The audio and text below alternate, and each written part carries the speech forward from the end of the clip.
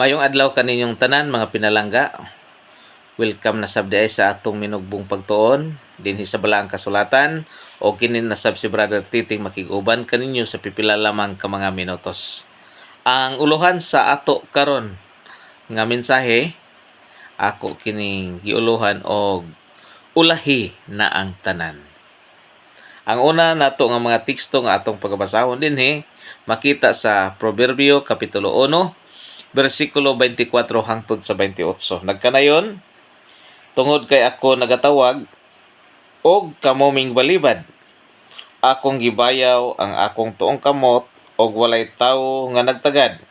Apan gisalikway ninyo ang tanan ko nga mga tambag, og dili mumbuot sa akong pagbadlong.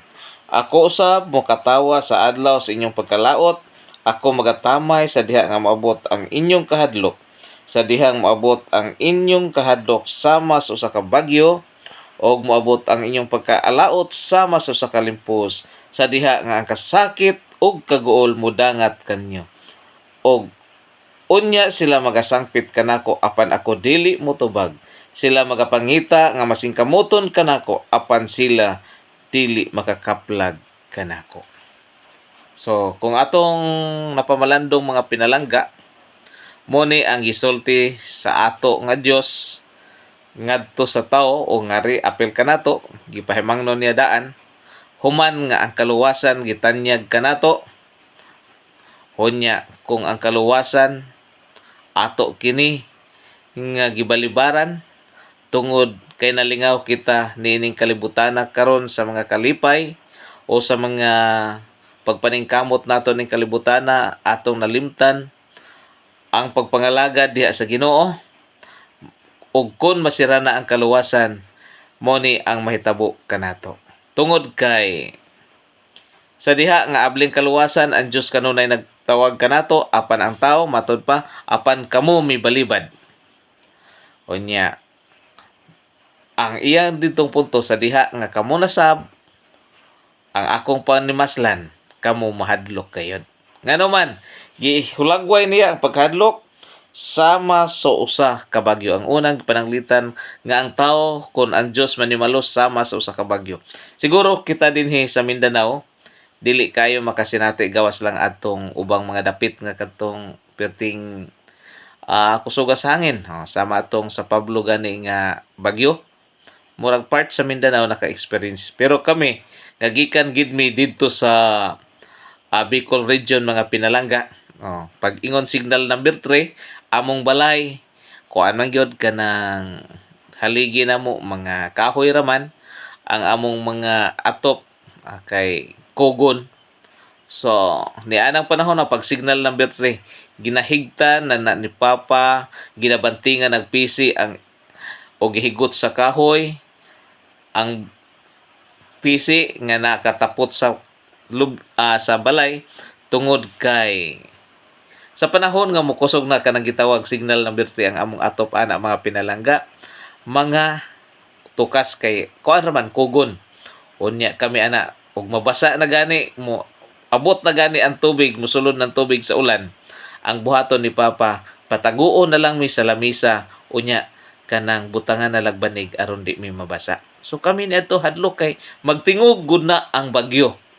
Kuyaw kaayo. So giingon ani usa sa mga paghulagway sa Ginoo kanato kon kita karon dili gid magtagad sa pulong niya o sa pagpangandam sa atong kinabuhi, dili ta magtagad niini. Maabot ang panahon sa adlaw sa pagpanimalos, matud pa ang inyong kahadlok sama nga dunay bagyo. Kung ato kanang iparaphrase ang maong pulong sa Ginoo. So kahadlukan walay tawo nga malipay o kanang panahon sa bagyo. Kusog kaayo ang bagyo, dili sayon kaayo napay baha, napay hangin, napay lubi nga mga putol, mga kahoy. Sa ato pa, ang tawo nga maabtan og bagyo nga kusog, dili gayud malipay kun dili mahadlok. Gingon pa gani diya nga moabot ang iyong kalaot sama sa alimpulos. Kanang alimpulos mga pinalangga, kabalo na ta unsa siyang mahitabo o unsa ang kahimtang sa tawo nga maabtan ni ana nga naa ang kusog kaayo nga hangin nga nagtuyok-tuyok Unya, ang maigua na, ang ubang mga balay, mga larot, o unsa pa na din na. Sa laktod, ang tao nga maagian ni anang alimpulos, wala gyud malipay kundi mahadlok yad kay kusog kayo kung pwede pa dalhon ta ngadto sa ibabaw. So sama niya naghulagway ba nga ang tao wala gi kapaingnan kung siya nagid ang manimalos. Kunya matod pa din sa diha nga ang kasakit o kagol mo dangat kaninyo, unya sila magasangpit kanako apan ako dili motubag, sila magapangita basing kamuton kanako apan sila dili magakaplag kanako. Di ba karon mga pinalangga sa atong kaadlawan? Ang Diyos pa kanunay nang imbitar kanato, no? Mga lagad ta sa Ginoo pero usahay wala lang sa atoa pagpakabana. Tungod kay bisita sa atong trabaho, tungod kay bisita sa itong mga negosyo, tungod kay nabisita sa kahilayan ni ining kalibutan.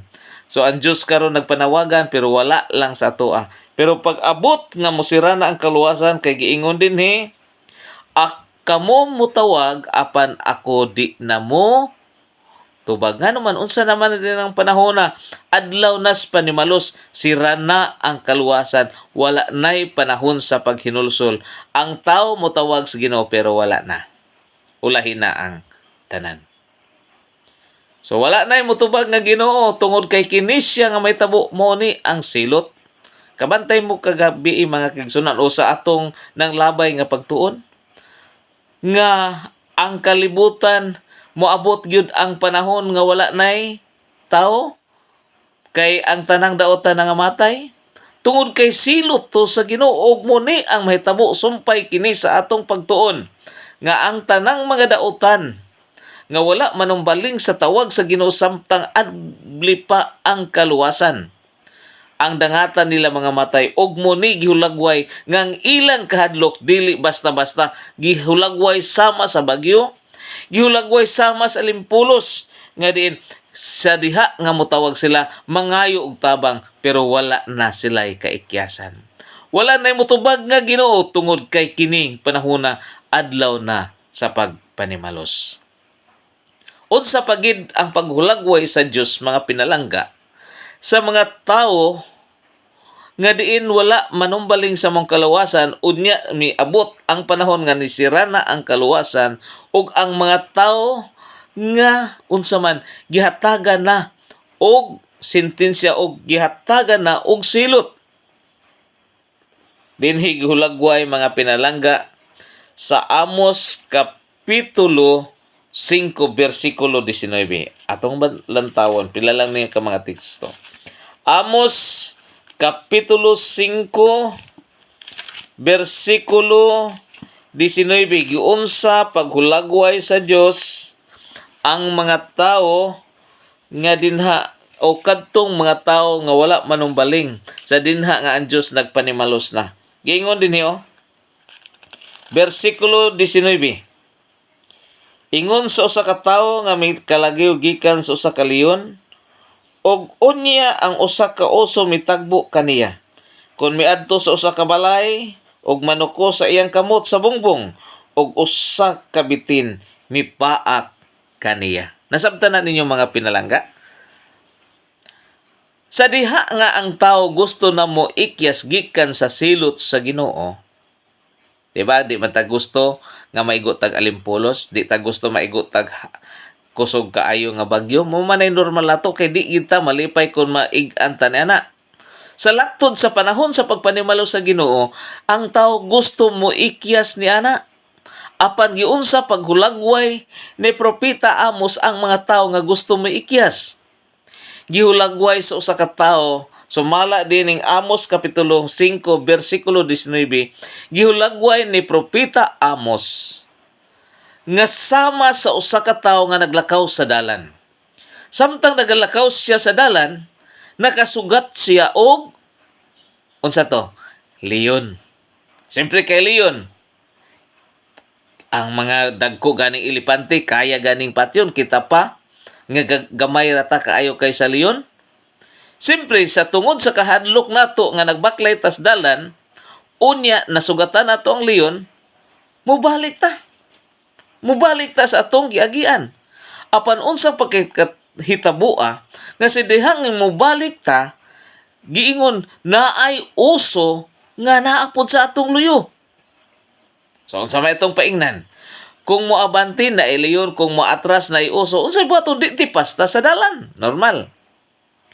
Unya kay gihulagway ni Amos nga nakakita siya og balay, misaka siya siguro dili concrete ang iyang kamot iyang gikapyot og maayo sa bungbong. Ngano man saka siya kay og di siya musaka na may liyon og naay uso, simpre dapat gid musaka siya. Pero unsang hitabo ang mga pinalangga sa diha nga ang iyang kamot gikapyot diha sa bungbong, unsa ang giingon ni Amos?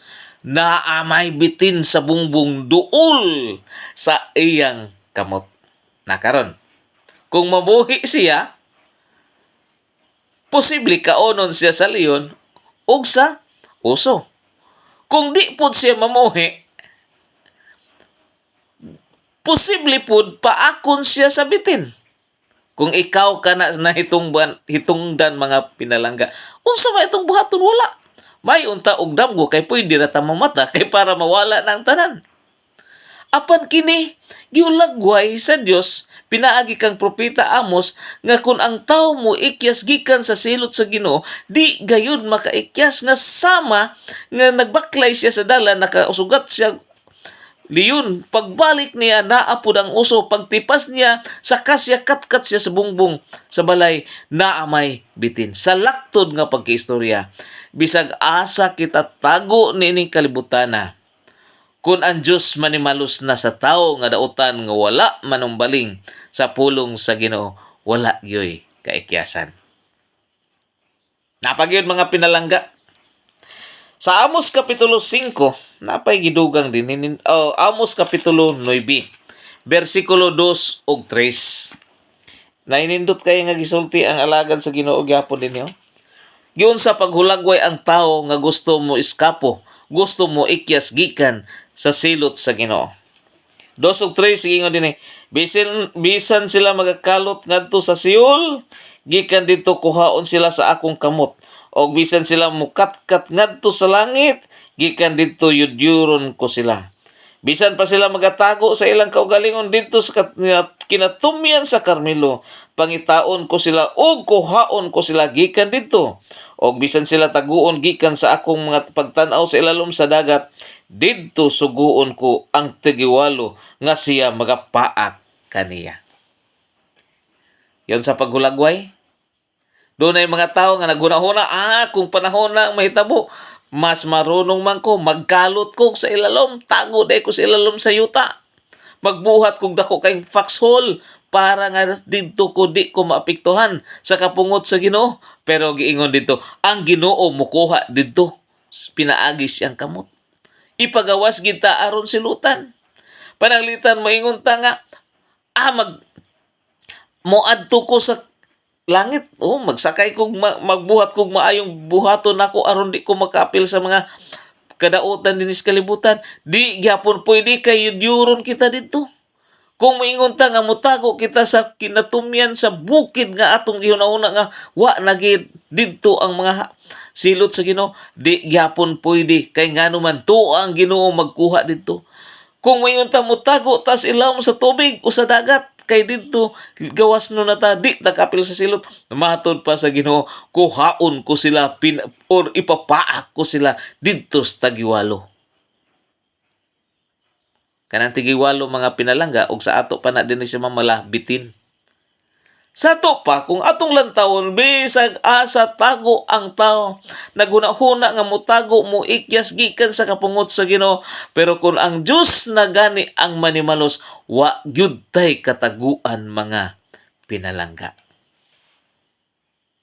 So makaingon ta, pasig makaingon ta mga pinalangga, di man na tinuod ang giingon ni Brad Titing. Pwede ka makaingon ana igsoon kung nana si mong una. Pero ako mo ingon ko seryoso, pamalandungi. Basaha ang kasulatan aron makaingon ka nga tinuod. Mo gini dangatan nato kung kita dili manumbaling karon sa pulong sa Ginoo sa panahon sa adlaw sa kaluwasan. Kung ato kining gibati nga usa kini ka tinuod kay pulong kini sa Ginoo. Unsa man ang panawagan sa Dios samtang adlaw pa sa kaluwasan. Daghang mga teksto sa balaang kasulatan, mga pinalangga nga naghatag natog padasig samtang adlaw pa sa kaluwasan, doon na siya mga panawagan kanato. Apan tuguti lang kung mubasa kong pipila ka mga teksto. Una nga teksto dinhi sa Isaias kapitulo 55 bersikulo 7 ug 8 or 6 baka na og 7. Atong tan-aw na. Isaias kapitulo 55 bersikulo 7 or 6. Atong tan-awon lang ni. Bersikulo